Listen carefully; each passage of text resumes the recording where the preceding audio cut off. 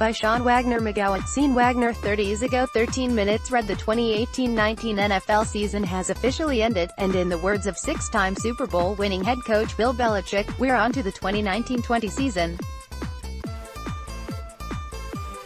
One day after the Patriots defeated the Rams in Super Bowl LIII, the Bengals and Dolphins officially hired Zac Taylor and Brian Flores, respectively, as their new coaches after waiting nearly a month for the Rams and Patriots seasons to end, which means hiring season is over and grading season is here. Now that the 8 coaching opening have all been filled, we decided now would be a good time to grade the 8 hirings. It's a dangerous game to play in large part because so many of these coaches are first-timers, which makes it extremely difficult to predict how they'll fare in their first head coaching ventures. For instance, a year ago, we gave the Cardinals a B for their hiring of Steve Wilks, and we all know how that turned out. And if you don't how it turned out, well, just know the Cardinals will make an appearance on this list once again. Before we get to the grades, it's worth noting that just because a team received a high grade doesn't mean we're predicting that team will go on to win a ton of games in 2019. There's more to winning than just coaching. It also comes down to personnel. For instance, we gave the Broncos a very high grade for their decision to hire Vic Fangio, but unless the Broncos find a better quarterback than Case Keenum for the upcoming season, unlikely, or get themselves out of the AFC West, extremely unlikely, they're probably not going to make the playoffs. And if that happens, it doesn't mean the Broncos erred in hiring Fangio. It means they've got a bigger problem than their coach, who can't fix everything on his own. Below, you'll find a grade for all 8 head coach hirings made over the past month or so. It's a dangerous game to play, but we're going to do it anyway. Zac Taylor to the Bengals. It's easy to understand what the Bengals were going for when they zeroed in on Taylor as their preferred candidate before the Rams' postseason run even began and hired him the day after the Super Bowl. Sean McVay ended up being one of the best hirings ever, but at the time, it seemed like a reach to be hiring the youngest coach in NFL history. Maybe Taylor, 35, follows in McVay's footsteps and leads the Bengals to glory, but it's more likely that Taylor ends up being a reach and that McVay ends up being a one-of-a-kind hiring. Taylor isn't just young. He's also incredibly inexperienced. He served as the Rams quarterbacks coach this past season and the assistant wide receivers coach the season prior. He's only been an NFL offensive coordinator once, and that came back in 2015 when he took over for the fired Bill Belichick in Miami on an interim basis. In fairness to Taylor, he did spend a full season as the offensive coordinator at the University of Cincinnati, but he did not fare well in that endeavor. The Bearcats averaged 19.3 points per game under Taylor's command. As the Dolphins quarterbacks coach, Taylor also helped develop Ryan Tannehill, but given the trajectory of Tannehill's career, he's expected to be released this offseason. That's probably not something to tout. The Bengals' job won't be an easy one. He's inheriting an average 31-year-old quarterback in Andy Dalton and a defense coming off a horrific season. Even if the Bengals are bad in 2019, that won't mean Taylor is a failure. There's plenty of problems that need fixing in Cincinnati. He deserves time to fix them. But it's impossible to give the Taylor hiring a positive grade given his limited experience and success. To be frank, he only got hired because he worked under McVay. The Bengals are hoping he's a McVay clone. For what it's worth, don't knock the hiring just because Jared Goff struggled in the Super Bowl. A year ago, the Chiefs collapsed in a playoff game, but the Bears hired Matt Nagy anyway. He just won Coach of the Year. One game shouldn't be the reason why the Taylor hiring is met with skepticism. His entire resume should be the reason. That said, give the Bengals credit for getting one thing 100% right. They didn't hire Hugh Jackson, Brian Flores to the Dolphins. Similarly, we shouldn't crown the Dolphins for hiring Brian Flores just because the Patriots defense is coming off an absolute masterpiece against the Rams in the Super Bowl. As the defensive play caller, Flores deserves loads of credit for the Patriots' defensive effort against the Rams, but one game alone shouldn't be the reason why we praise or criticize a hiring. There's plenty to like and dislike about the hiring, which is why the Dolphins get a B. Let's start with the positives. Flores has been with the Patriots as an assistant coach for the past 11 seasons, which means he's worked closely with Belichick for a while now. He's won 3 Super Bowls as an assistant coach. In his first season as the Patriots' defensive play caller, he coached a group that allowed the 7th fewest points in the regular season before embarking upon an impressive playoff run against a gauntlet of devastating offenses, the Chargers, Chiefs, and Rams. The only problem is, it's difficult to know how much credit Flores deserves when he's coaching a Belichick defense.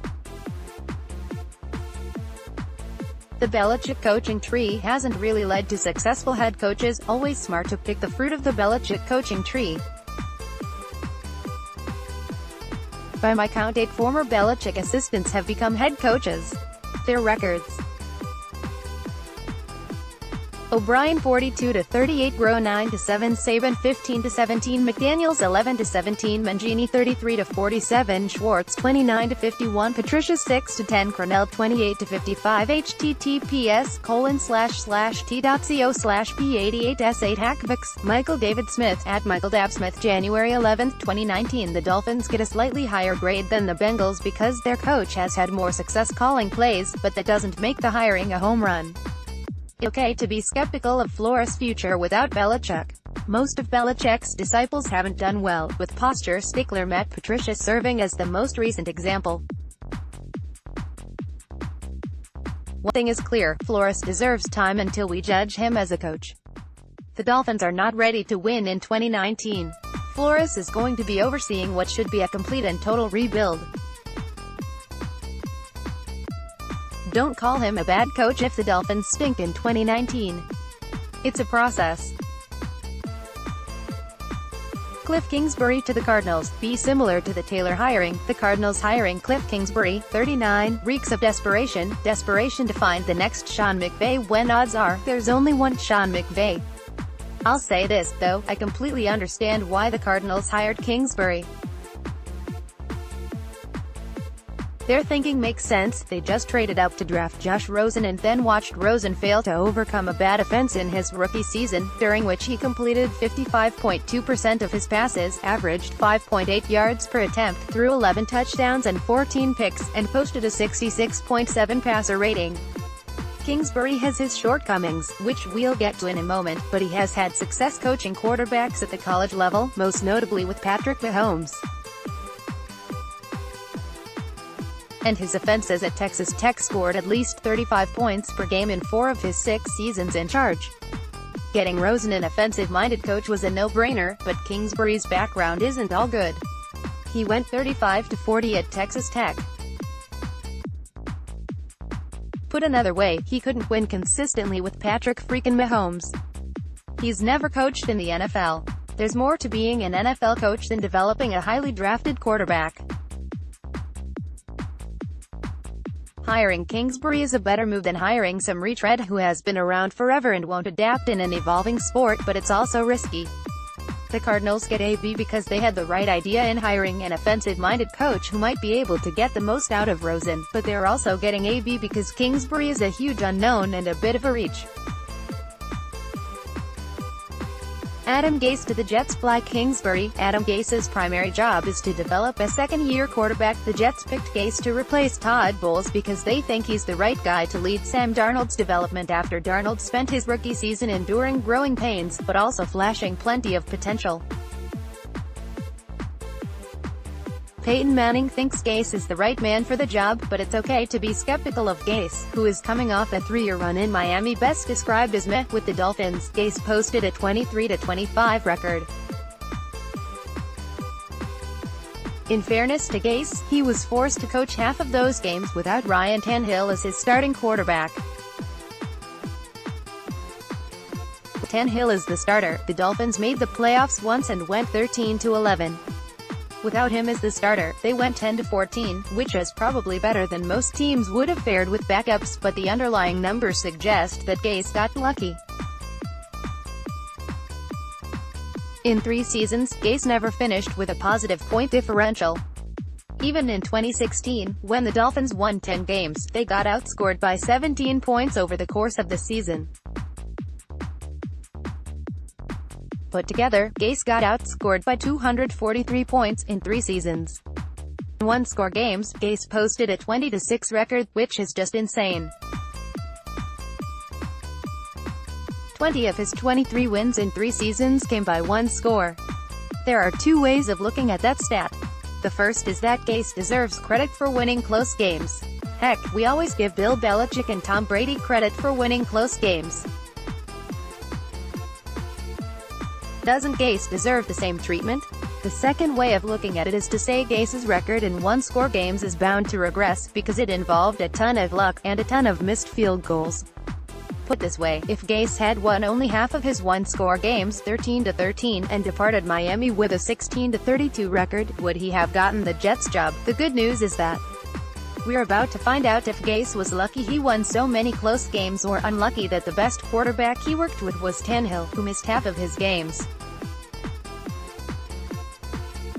The Jets job is a good one with a potential franchise quarterback already in place. Gase is supposedly a quarterback guru. Barring bad injury luck, he won't have many excuses. If Gase succeeds in New York, we can classify his 3-year run in Miami as an important learning experience with a bad franchise. If he fails, the Dolphins' underlying numbers with Gase will have been a warning sign that the Jets chose to ignore. Matt LaFleur to the Packers. Be the same criticisms for the Bengals' decision to hire Taylor exist for the Packers' decision to hire Matt LaFleur. He's inexperienced, but he got a head coaching job because of his ties to McVay. LaFleur served as the offensive coordinator during the Rams' breakout season in 2017, but it was McVay calling the plays. He left Los Angeles last offseason to become the Titans' offensive coordinator and play caller. In his lone season in Nashville, the Titans' offense ranked 25th in yards, 27th in points, and 22nd in DVOA. That might not be entirely LaFleur's fault, given all of the injuries the Titans' offense dealt with, but nothing LaFleur did in Tennessee, away from MCVA, and with Marcus Mariota, makes him especially qualified to be a coach already, but we can't really knock the Packers for hiring him. After all, this is what we've all been asking them to do after watching Mike McCarthy saddle Aaron Rodgers with an antiquated offense for years, isn't it? And it's not like the Packers passed up on some genius offensive mind available for hire. They're taking a risk by hiring LaFleur, but it's an understandable risk given their circumstances. At least, unlike Taylor, LaFleur has experience calling plays for a full NFL season. Vic Fangio to the Broncos. The Broncos might have difficulty winning games in 2019 because they still haven't sorted out the quarterback position. No, Case Keenum still isn't the answer, but their decision to hire Vic Fangio should be praised, even though most of the league has decided that hiring offensive coaches is the way to go. Fangio isn't an offensive coach, but in a market lacking obvious offensive masterminds, he's the next best thing. What he is a defensive mastermind.